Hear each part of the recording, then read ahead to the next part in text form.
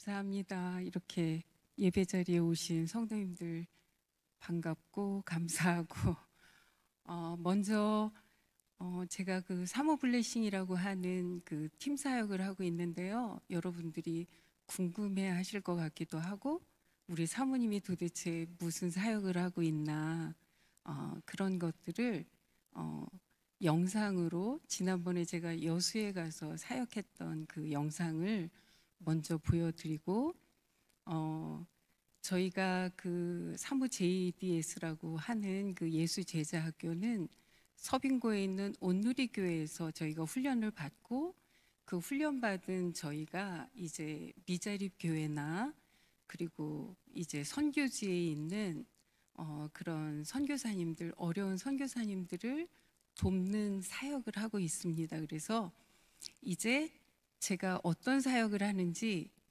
이번에 찍은 영상을 보시고 그 다음에 말씀을 나누기로 하겠습니다.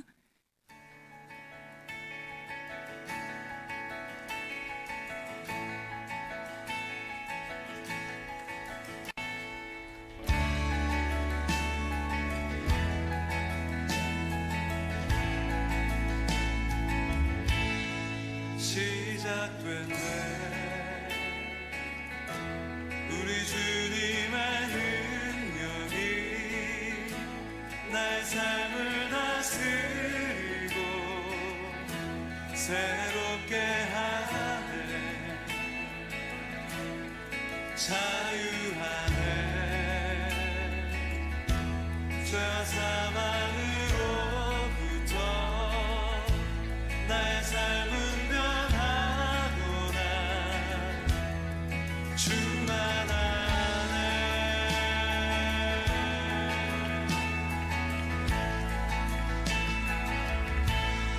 시작됐네. 우리 주님의 능력이 나의 삶을 다스리고 새롭게 하네. 자유하네. 죄와 사망으로부터 나의 삶을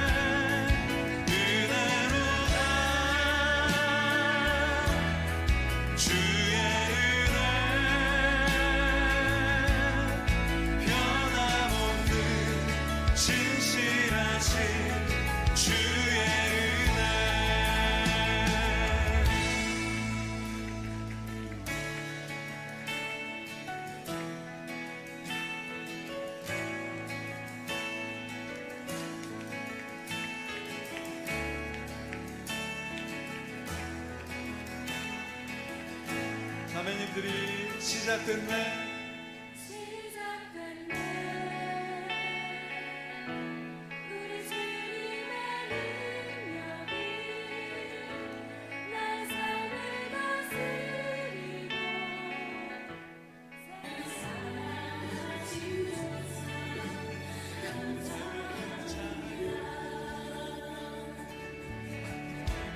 죄와 사망으로부터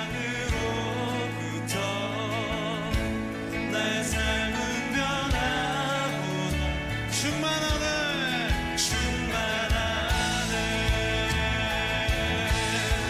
은혜로다. 주의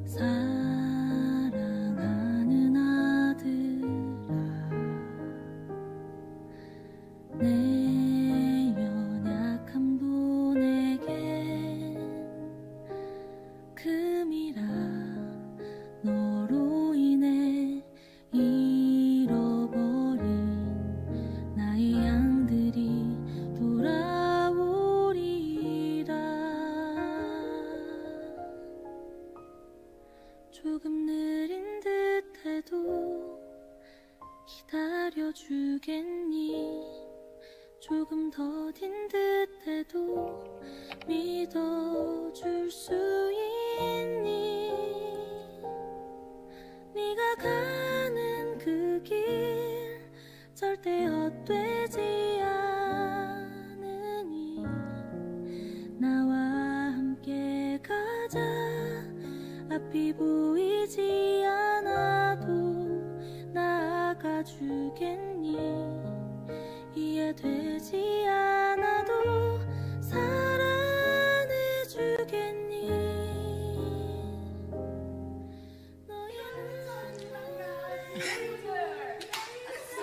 네, 여기까지 틀어주시면 될 것 같습니다. 네. 섬에 있는 그리고 미자립교회 사모님들을 저희가 이번에 여수에 가서 섬기고 온 영상을 함께 보았습니다. 오늘 본문 말씀 가운데 수냄 여인이 나오는데요. 그 여인을 묵상하면서 함께 제가 은혜 받은 내용과 여러분들이 함께 은혜 받는 시간이 되었으면 합니다. 성경이 기술하는 수냄 여인은 하나님의 사람들을 아름답고 세밀하게 섬김으로 자신의 가정을 축복 안에 살아갈 수 있도록 가정을 꾸려간 믿음의 여인이었습니다. 성경 기자는 그녀를 귀한 여인이라고 명명합니다. 본문을 보면 첫 번째, 선지자에게 지극 정성으로 음식과 휴식을 제공했습니다.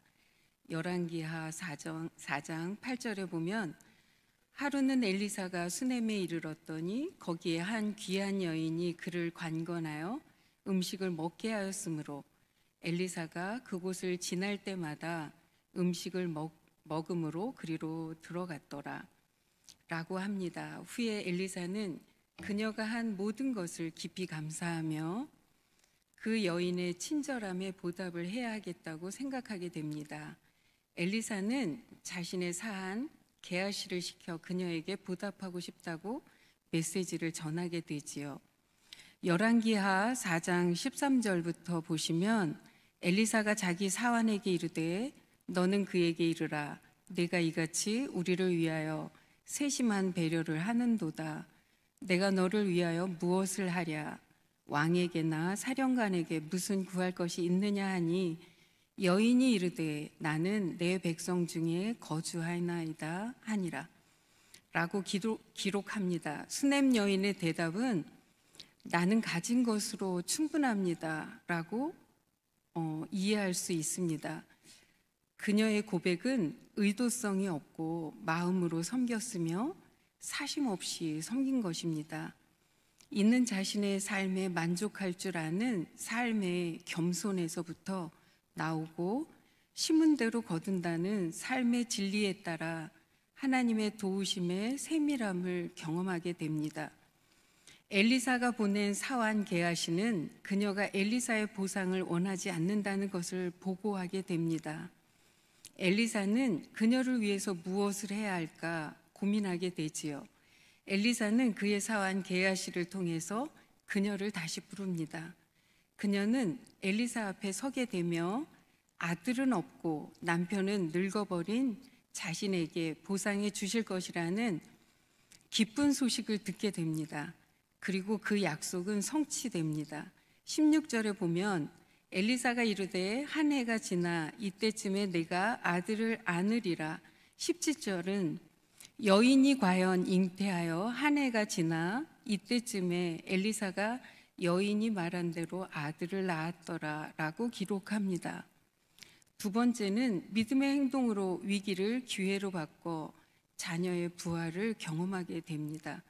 엘리사의 예언은 성취되었고 여인은 아이를 낳았지만 이야기는 끝나지 않습니다.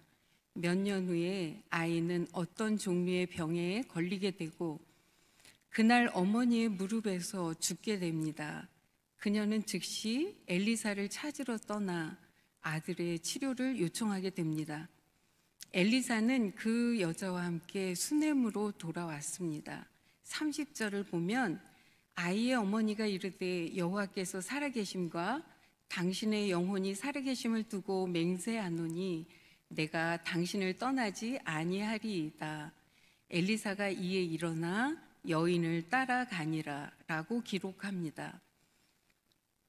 믿음의 연단, 아들의 죽음, 위기 가운데서는 결코 그 늪에 빠져 허우적거리지 않고 마음에 숨겨놓았던 사랑과 온유함으로 단장하고 믿음으로 행동한 수넴 여인의 아름다운 신앙 고백의 모습을 보게 됩니다.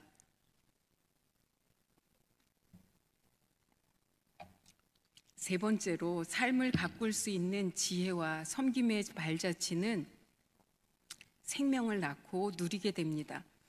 엘리사는 그녀의 집에 들어왔고 침대에서 죽은 아이를 보게 됩니다. 그는 문을 닫고 주님께 기도합니다.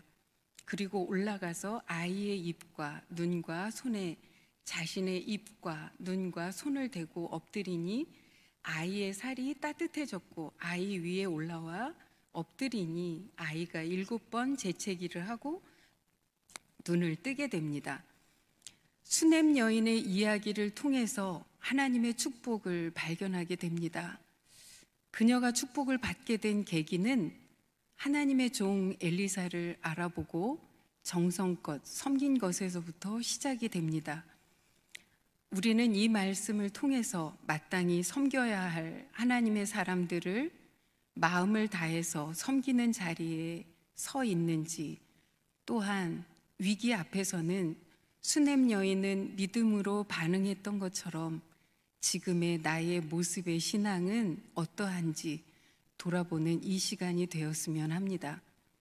수넴 여인의 믿음의 모습을 묵상하면서 저의 부족한 모습, 연약했던 모습들을 이 시간 함께 나누기를 원합니다.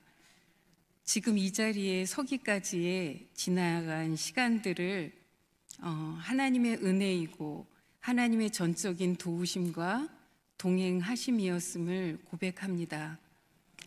특별히 작년 10월 말부터 지금까지 저의 치료를 위해서 함께 기도해 주시고 사랑과 정성으로 때로는 물질로 때로는 음식으로 저를 위해서 사랑과 기도를 해주신 성도님들 한 분 한 분 이 자리를 빌어서 진심으로 감사를 드립니다.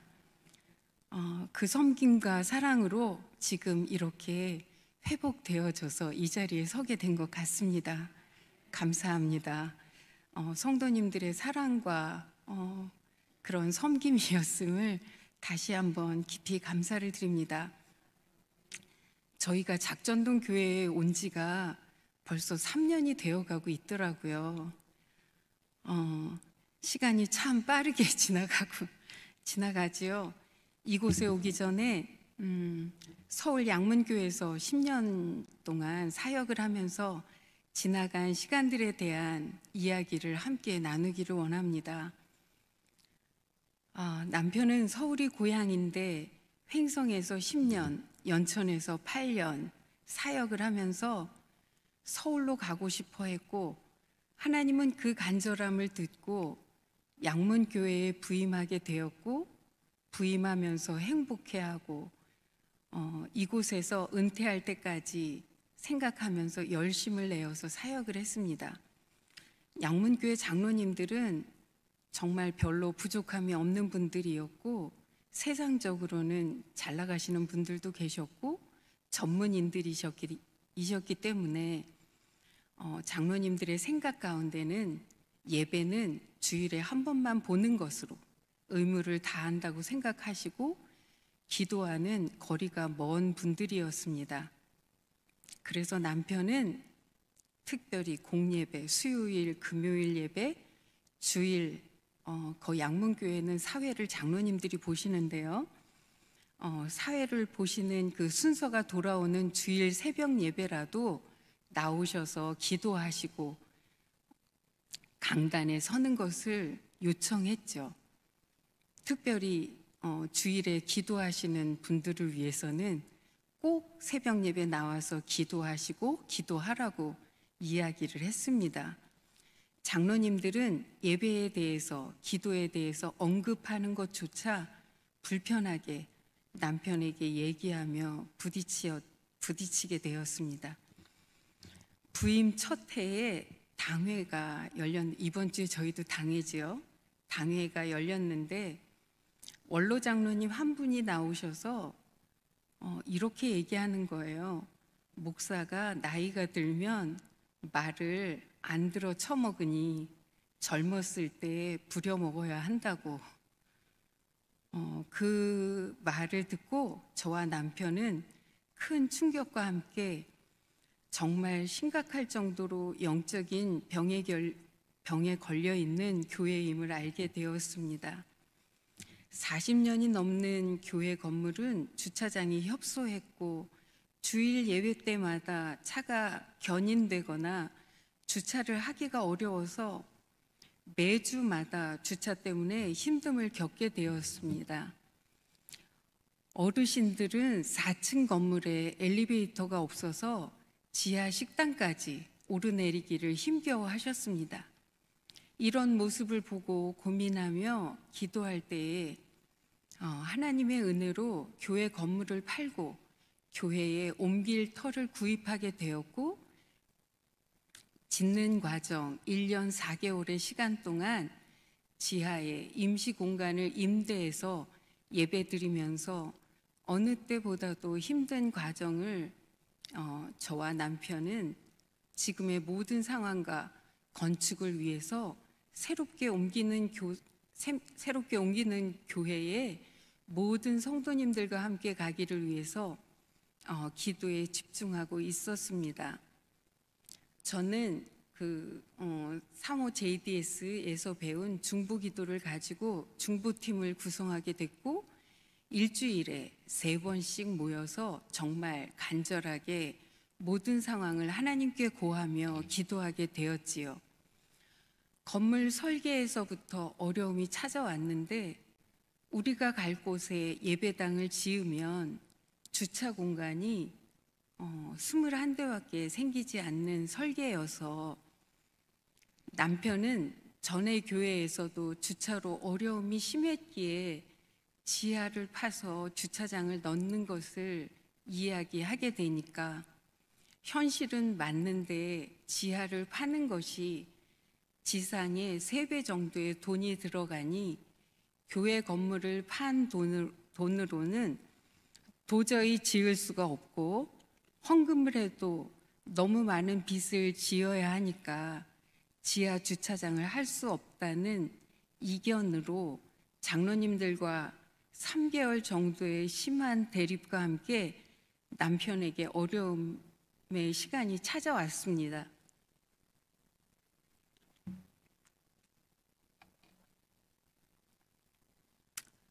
숨이 안 쉬어지고 가슴에 심한 통증이 와서 자다가도 응급실에 가게 되고 대학병원에 입원하게 되어 검사를 해도 원인을 찾을 수가 없고 통증만 있는 거예요. 위급한 상황을 겪으면서 저와 남편은 기도하면서도 온갖 미움과 고통 속에 머물게 되었습니다. 남편과 함께 저도 간에 이상이 오고 담낭을 제거하는 수술을 받게 되어졌고 남편과 저는 2중, 3중의 고통의 시간을 겪고 나니까 지하 주차장 때문에 이러다가 당신과 내가 죽게 될 것 같다고 하면서 남편과 이야기를 나누었고 지하 주차장을 안 파는 것으로 결정을 하게 되었지요. 건물이 지어져 가는 과정 중에도 어떻게 표현할 수 없는 어려움은 계속되었고 장로님들과의 갈등은 다 표현할 수 없을 만큼 힘이 들었습니다. 그럼에도 불구하고 감사할 것은 함께 기도하며 함께 아파하고 기도하는 중보기도 팀들이 있었기에 고통과 어려움들을 잘 견디고 이겨낸 것이 하나님의 은혜임을 알게 되었습니다. 지금 생각해도 너무 감사한 시간들이었습니다. 마침내 하나님의 은혜로 빚도 없이 교회를 아주 예쁘게 잘 짓게 되었습니다. 그러나 그 과정들 속에서 남편과 장로님들은 마음의 불편함들이 남아있게 되었고, 남편은 너무 힘이 들기에 교회를 떠나고 싶다고 저희를 위해서 기도해 주시는 멘토 목사님 두 분께 기도 요청을 하게 되었습니다. 한 분은 마음이 풀어져서 장로님들을 마음껏 축복할 수 있을 때 떠나는 것이 좋겠다고 기도해 주셨고, 한 분은 그냥 조용히 기도하자고 하셨습니다. 이곳 서울이 고향이고 행복해하며 은퇴할 때까지 있겠다고 호언장담하던 처음의 마음은 어느새 다 사라지고, 어느덧 남편은 제가 보기에 너무나 교만해져 있고 장로님들과 영적인 코드가 안 맞고 더 이상은 못하겠다고 하면서 점점 날카로워지고 분노에 가득 찬 모습들로 변해져 갔습니다. 저는 그런 남편을 보면서 원망스럽고, 왜 저럴까? 왜 저렇게 하지? 장로님들을 좀 끌어안을 수는 없나 생각했고, 설교도 날카로워지고 얼굴에는 기쁨과 감사도 없는 남편을 보면서 남편을 향해 판단하고 지적질하고 공격을 하게 되었습니다.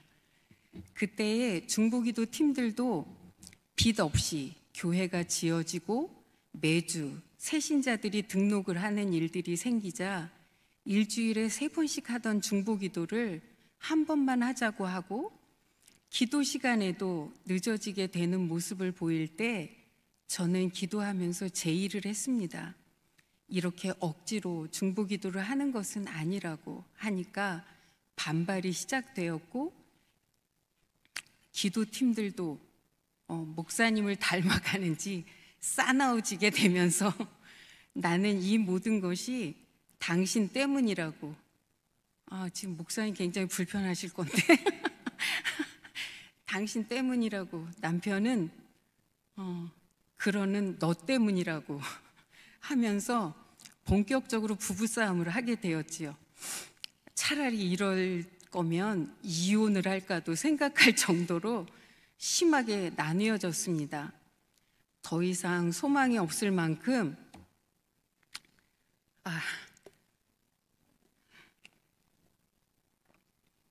남편이 얼마나 미웠는지요.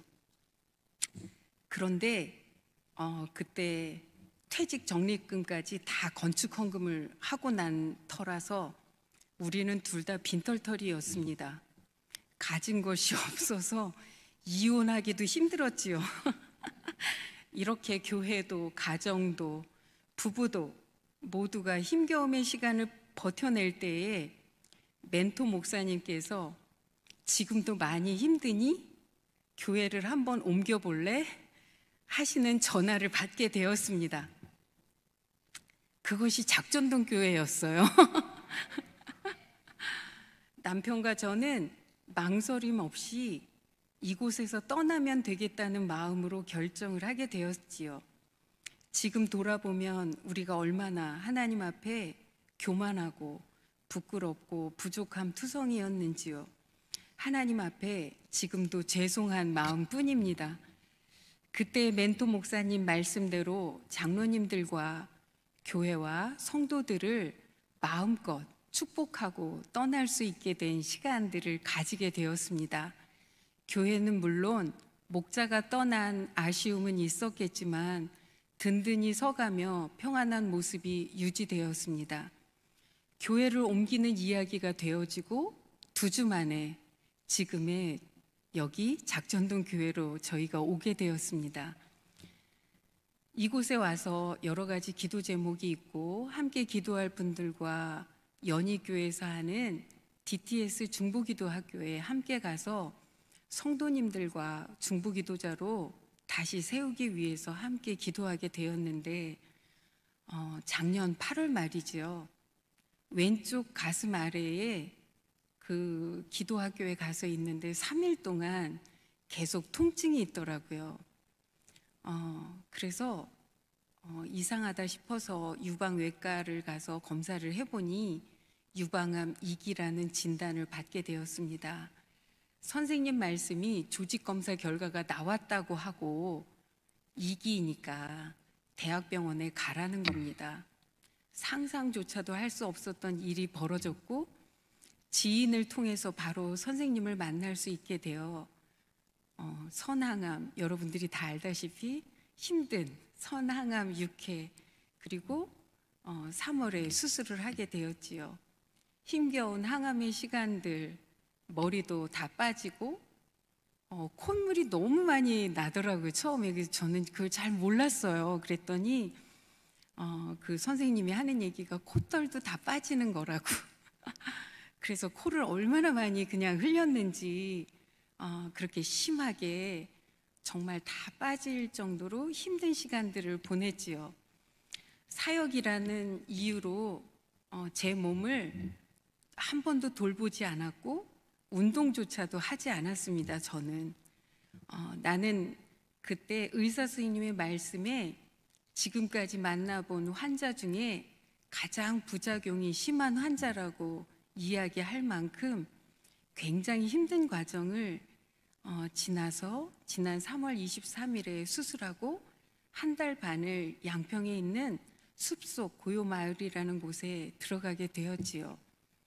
처음으로 나홀로 하나님과 나 그리고 아무도 나를 사모인지 모르는 곳에서 참된 쉼과 안식의 시간을 갖게 되었습니다.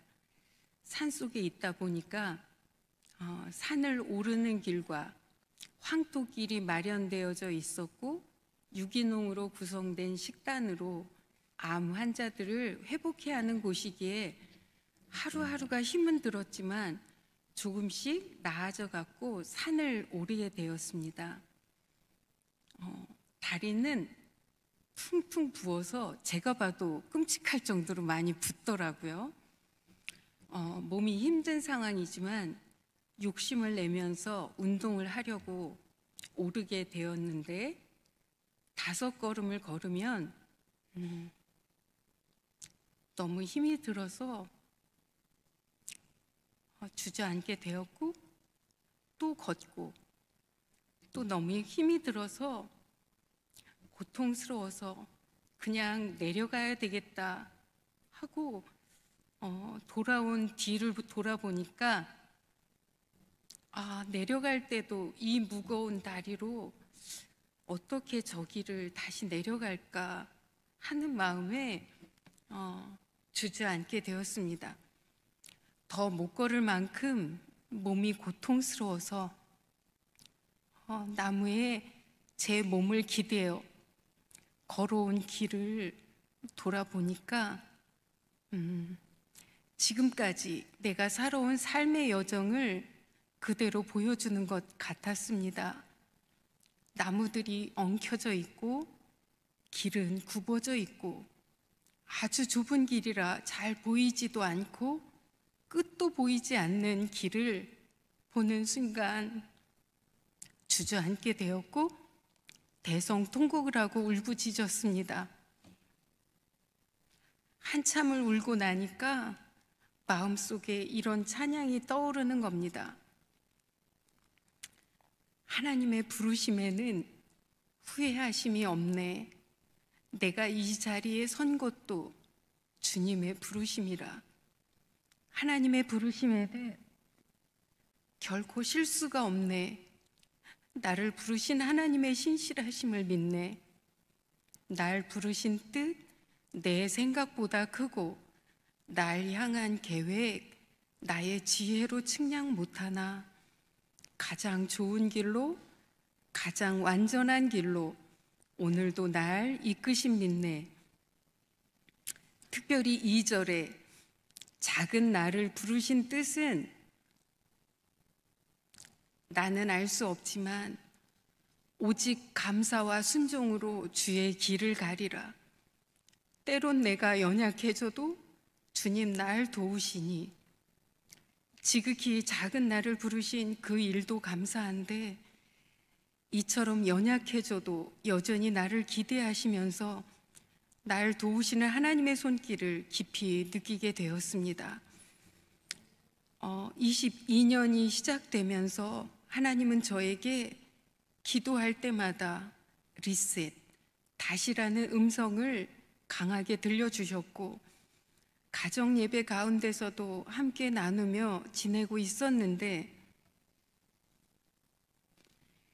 1년이 지난 이때의 찬양을 다시 부르며 다시 리셋 떠올리게 하시면서 감사함으로 지금의 나는 병이 들고 지금까지 내 의지로 내 멋대로 살아온 대가지불로 여기게 되면서 작은 소망과 기쁨이 생기게 되었습니다. 다시 걸으면서 하나님과의 동행의 시간을 갖고 내려오게 되었습니다. 지금은 수술한 지 9개월의 과정이 흘렀고 재발을 막기 위해서 표적 치료제를 3주에 한 번씩 지금도 여전히 맞고 있습니다. 내년 2월까지 맞는 과정과 함께 이제는 조금씩 하나님이 주인 되어 주시는 삶의 여정이 되기를 기도하면서 주님보다 늘 내가 앞섰고 내 마음대로 판단하고 결정하던 모습을 돌아보면서 다시 시작하는 마음으로 예수님 한 분만으로 충분합니다. 예, 믿음의 여정이 되기를 기대하고 기도하면서 애를 쓰고 있습니다. 늘 부족하고 하나님께 아직도 부끄러운 모습이 많은 나는 나의 모습을 이 시간 함께 내놓으며 이렇게 오늘 밤 여러분들 앞에 나눌 수 있게 해주신 하나님께 감사드리고 저를 위해서 지금도 기도해 주시는 분들 정말 감사드리고 이런 부족한 이야기를 들어주신 여러분들께 다시 한번 감사를 드립니다.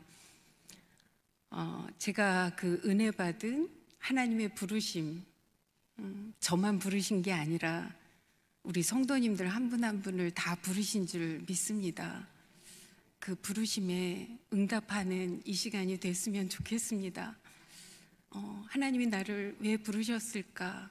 강림절을 맞이하시면서 하나님 부르신 그 부르신 뜻을 기억하는 시간이 되기를 기대하시고, 또한 아까 말씀을 나눈 수냄 여인의 믿음의 모습을 보면서 수냄 여인은 오직 예수로만 충만한 삶이었고 삶의 어려움도 내가 가진 것으로 충분합니다 고백하는 수냄 여인을 보게 됩니다. 하나님의 사람들을 사랑하고 사심없이 섬기는 자리, 심은 대로 거두게 하시는 하나님의 말씀을 붙잡고 산 여인, 하나님만 구하는 믿음의 여인, 수냄 여인은 오직 예수로만 살아내는 그런 삶의 열매가 맺어졌습니다. 저희도 마찬가지로 오직 예수로만, 오직 예수님으로 충분합니다 고백하는 오늘 2곡을 찬양할 텐데요. 기도는 목사님이 해주실 거고요. 제가 은혜 받은 하나님의 부르심 찬양 우리 김웅수 장로님 나오셔서 도와주시고 함께 찬양 부르시는 동안에 저를 부르신 하나님이 우리 성도님들 부르신 그 부르심에 응답하는 시간이 되기를 바라고, 또 오직 예수로만 충만한 그런 우리 성도님들이 되기를 바랍니다.